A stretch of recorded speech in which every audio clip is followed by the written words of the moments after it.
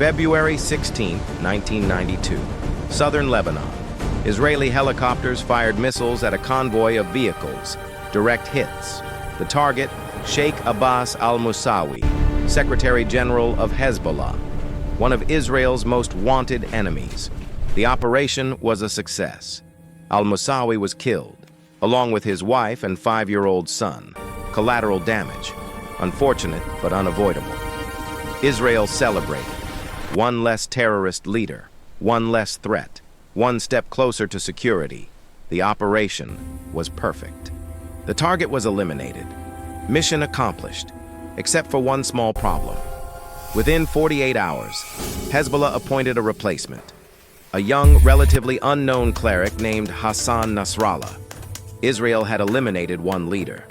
They'd created something far worse, because Hassan Nasrallah would go on to transform Hezbollah from a militia into an army, from a regional nuisance into a strategic threat, from an organization with hundreds of rockets into one with tens of thousands. Under al-Musawi, Hezbollah was dangerous. Under Nasrallah, Hezbollah became formidable. The assassination that was supposed to weaken the organization made it stronger. That's the unintended consequence. That's the pattern that keeps repeating. That's the lesson nobody seems to learn. Kill one leader, create 3 more. Each one more motivated, each one more capable, each one learning from the predecessor's mistakes. This is not the story of one assassination. This is the story of a pattern, a cycle, a paradox that intelligence agencies understand intellectually but can't escape operationally. This is the story of how trying to cut off the head of the Hydra just makes it grow more heads, and how, 30 years later, we're still stuck in the same cycle. The pattern is simple, predictable, observable across decades and organizations. Step 1. Intelligence agency identifies a leader, someone important, someone dangerous, someone whose elimination would theoretically weaken the enemy. Step 2. Plan the operation. Surveillance, analysis, timing, method, resources. Step 3. Execute. The operation succeeds, the leader dies. Celebration, mission accomplished. Step 4. The organization responds, grieves, regroups, and promotes someone new. Step 5. The new leader is younger, angrier, more motivated, knows what happened to their predecessor, learns from those mistakes, adapts. Step 6. Repeat. It's happened so many times that it's almost a formula, a guaranteed outcome. And yet it keeps happening. Why? Because tactically assassinations work. The target dies. That's measurable. That's success. But strategically they often fail. The organization doesn't collapse. Sometimes it gets stronger. And the gap between tactical success and strategic failure is where this pattern lives. Let's look at the evidence. Not one case, not 2, but the pattern across multiple organizations over decades. Hezbollah, 1992. Kill Abbas al-Musawi. Get Hassan Nasrallah. Organization becomes 10 times more capable. Hamas, 2004. Kill Sheikh Ahmed Yassin, the spiritual founder. Get Abdel Aziz al-Rantisi.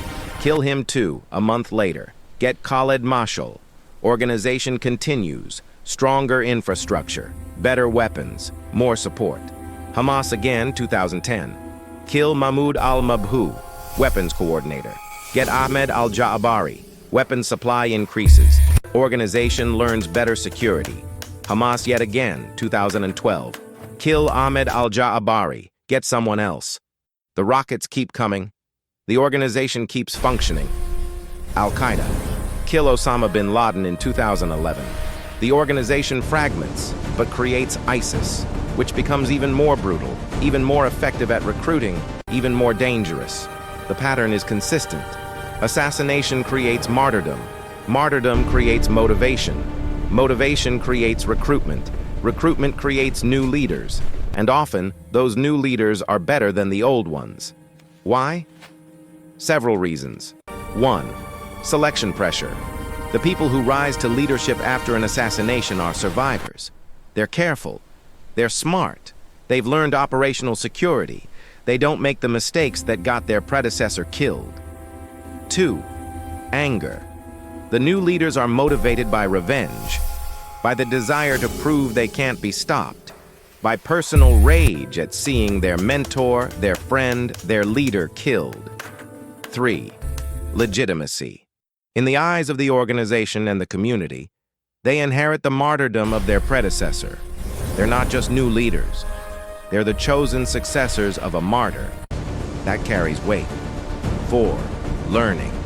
They've watched how their predecessor was tracked, how they were targeted, what mistakes were made, and they adapt.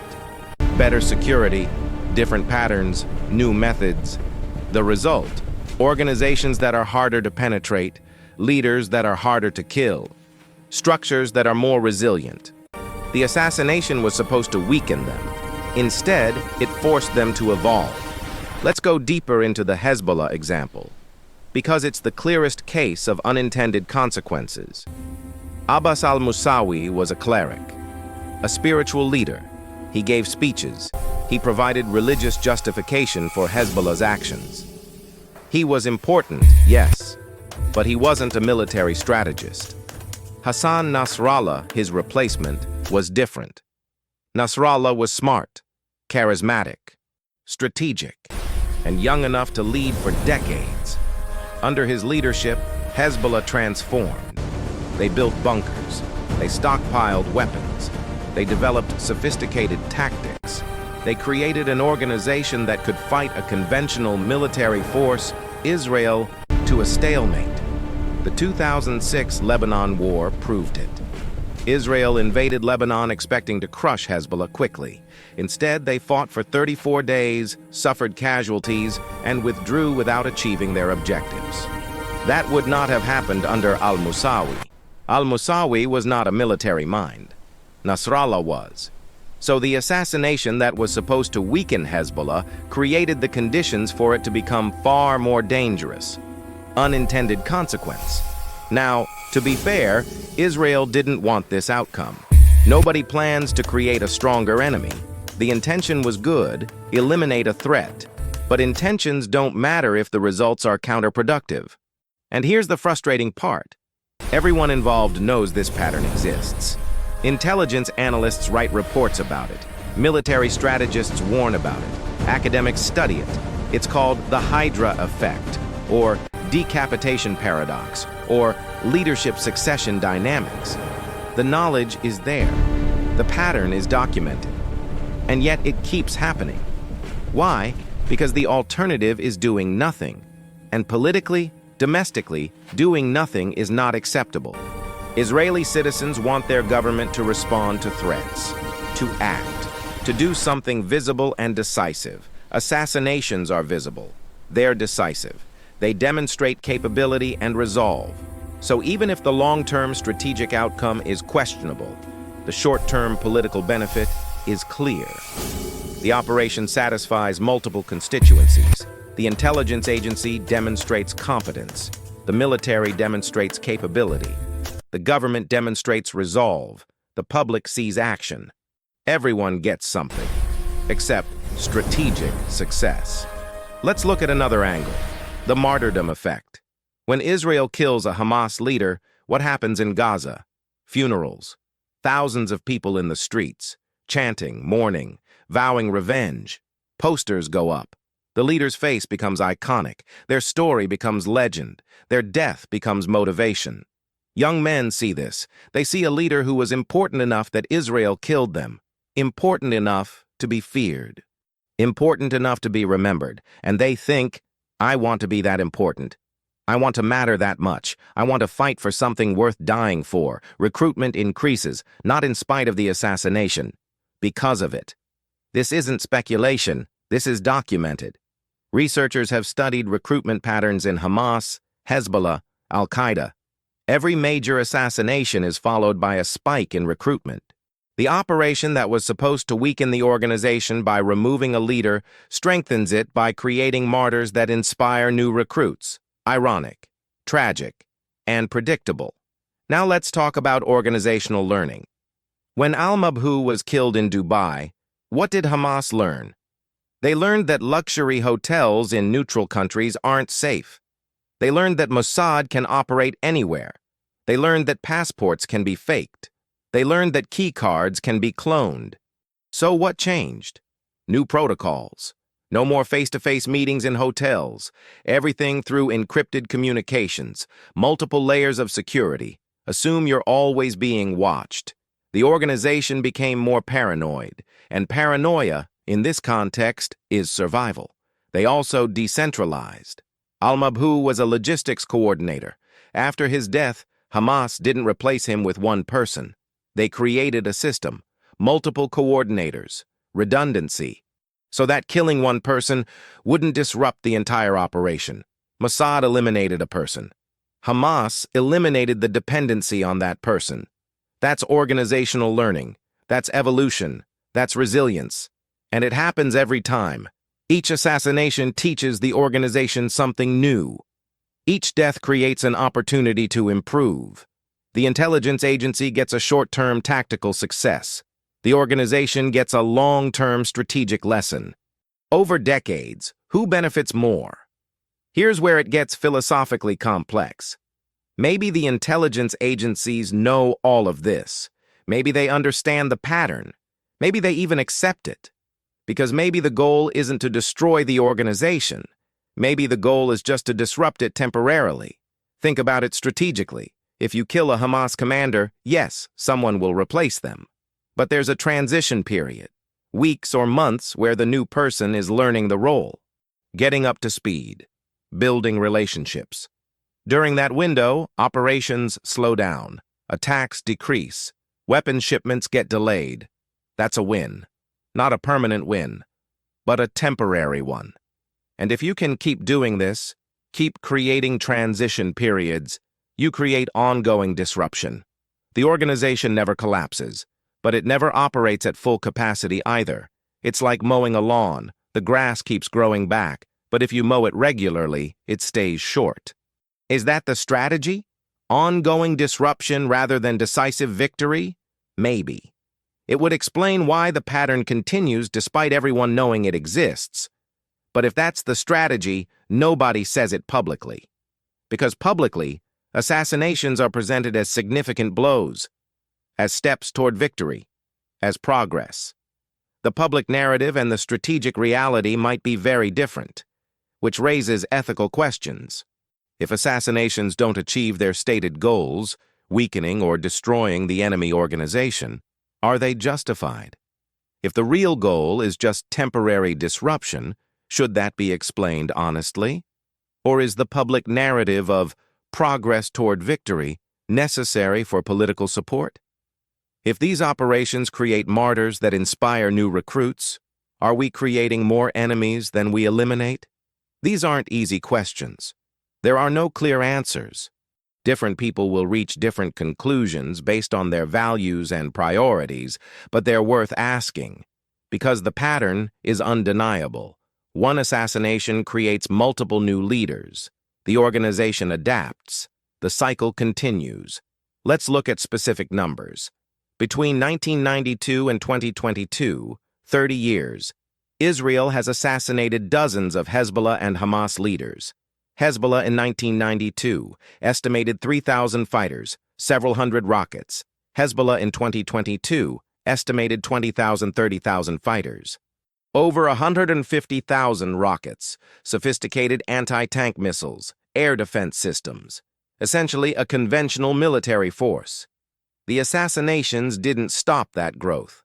Arguably, they contributed to it by creating martyrs and forcing organizational evolution. Hamas in 2000. Small organization, limited weapons, localized support. Hamas in 2022 controls Gaza, thousands of fighters, tens of thousands of rockets, broad support, sophisticated tunnel systems, industrial-scale weapons production. Again, dozens of leaders assassinated over 2 decades. The organization is stronger now than it was then. Correlation isn't causation. Many factors contribute to these organizations' growth. Regional politics, Iranian support, Palestinian grievances, Israeli policies. But the pattern is clear. Assassinations have not prevented organizational growth, and in many cases, they've created conditions that facilitated it. That's not a moral judgment. It's an empirical observation. Let's consider the counterfactual. What if these assassinations had never happened? Would Hezbollah be weaker without Nasrallah? Maybe. Al-Musawi might have remained a spiritual leader without military ambitions. Or maybe someone even more capable would have emerged. Would Hamas be less capable without the succession of leaders that followed each assassination? Unclear. Organizations evolve based on many pressures, not just leadership transitions. The honest answer is, we can't know. History doesn't run controlled experiments, but we can observe what did happen. And what happened is that assassinations created leadership transitions that often strengthened these organizations. That's the unintended consequence, the paradox, the pattern. Now, this pattern isn't unique to Israel and its enemies. It's observable across many conflicts. The United States killed al-Qaeda leaders for 2 decades. The organization fractured, but created ISIS, al-Shabaab, and other franchises. The ideology spread. The threat diversified. Pakistan killed Taliban leaders repeatedly. The organization kept fighting, kept recruiting, eventually took over Afghanistan in 2021. These aren't Israeli failures or American failures or Pakistani failures. This is a pattern in how decentralized, ideologically driven organizations work. They're not corporations with hierarchical structures that collapse when you remove the CEO. They're networks. They're movements. They're ideas with organizational structures. And ideas don't die when people die. They multiply, especially when those people become martyrs. So what's the alternative? If assassinations don't work strategically, what should intelligence agencies do instead? Some options. 1. Focus on disrupting operations rather than killing leaders. Intercept weapons shipments, block financing, prevent attacks, don't make martyrs. 2. Address root causes, reduce the grievances that feed recruitment. Make political progress, reduce motivations for violence. 3. Accept that some conflicts don't have military solutions, that ongoing management is more realistic than decisive victory. 4. Continue assassinations, but be honest about the goals. If it's temporary disruption, say so. Don't promise strategic defeat that won't happen. Each option has problems. Each requires trade-offs. Each faces political and practical obstacles. But the current approach, assassinate leaders, watch new ones emerge, repeat, has been tried for 30 years. The results are clear. Organizations don't collapse. They adapt. They grow. They learn. The tactical successes accumulate. The strategic situation stays the same or worsens. That's the definition of a failing strategy. Here's the tragedy. Everyone involved, intelligence analysts, military planners, policymakers, they're smart. They're capable. They understand complex systems. And yet they're stuck in a pattern that doesn't work. Why? Because changing course is hard. Admitting that a long-standing approach doesn't work is hard. Finding better alternatives is hard. It's easier to do what's been done before, to execute operations that demonstrate competence and resolve, to produce tactical successes that look like progress, even if strategically nothing changes. This isn't unique to intelligence operations. It's human nature.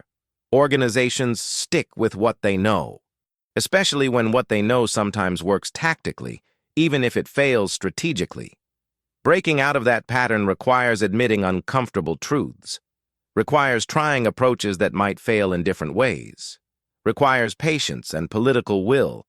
It's not easy. Maybe it's not even possible given political realities.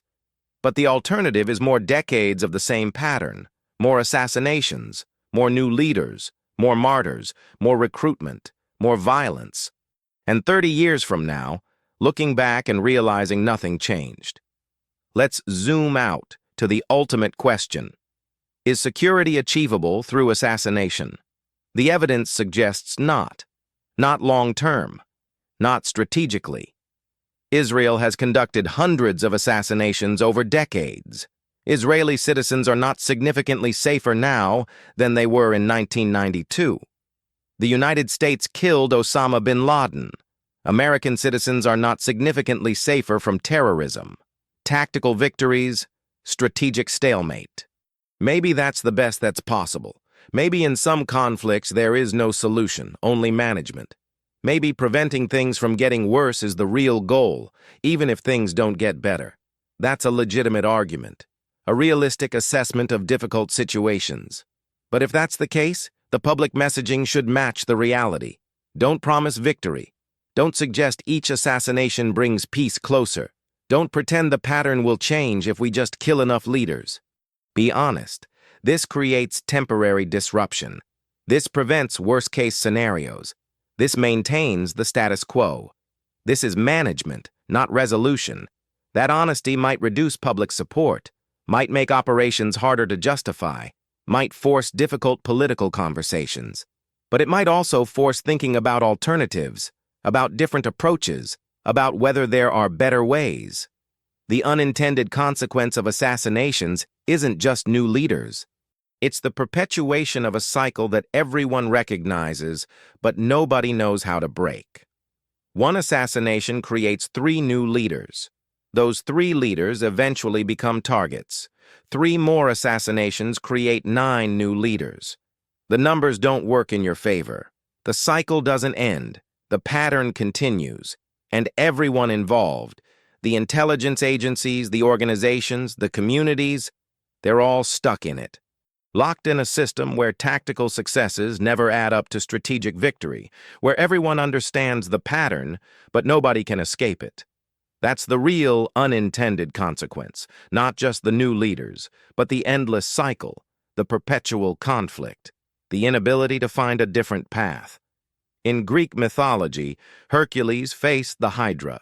Every head he cut off, 2 more grew back. He eventually won by cauterizing the stumps, preventing regeneration. But in real conflicts, there's no way to cauterize. Cut off one leader, the organization grows new ones. Always. So what do? Keep cutting? Accept the futility? Try something different? Israel chose to keep cutting.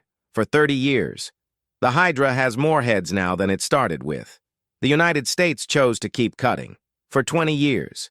The terrorist networks spread across continents. Other countries made the same choice, same results. Maybe there is no better option. Maybe this is just the nature of asymmetric conflict. Maybe there's no Hercules solution to real-world hydras. Or maybe we just haven't found it yet, haven't tried hard enough, haven't been creative enough. Maybe the pattern continues because it's easier than the alternatives, not because it works. That's the uncomfortable question this pattern raises.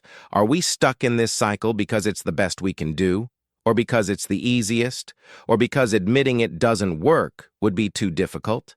I don't have the answer. I don't think anyone does. But after 30 years of the same pattern producing the same results, the question is worth asking. Every operation has more than one story. Most channels tell you about the successful assassination, the target eliminated, the operation completed. We tell you about what happened after, about the 3 leaders who rose to replace the one who died, about the organization that adapted and grew stronger, about the pattern that everyone sees but nobody stops. We tell you about the unintended consequences, the paradoxes, the cycles that perpetuate themselves, not because we have the answers, but because asking the questions matters. Because understanding complexity is better than pretending things are simple. Because 30 years of evidence suggests that what works tactically doesn't always work strategically. And maybe if enough people understand the pattern, someone will figure out how to break it. Or at least, we'll stop being surprised when cutting off one head creates 3 more. That's not much, but it's something. It's honest. It's realistic. It's what the evidence shows. 1 assassination, 3 new leaders. Every time. That's not a theory. That's not speculation. That's the documented pattern. And until something changes, it will keep being the pattern. Because that's how hydras work, and we're still trying to fight them with swords. Subscribe for more analysis of what really happens after the operation ends, because that's where the real story is, in the consequences, in the patterns, in the cycles we can't seem to break.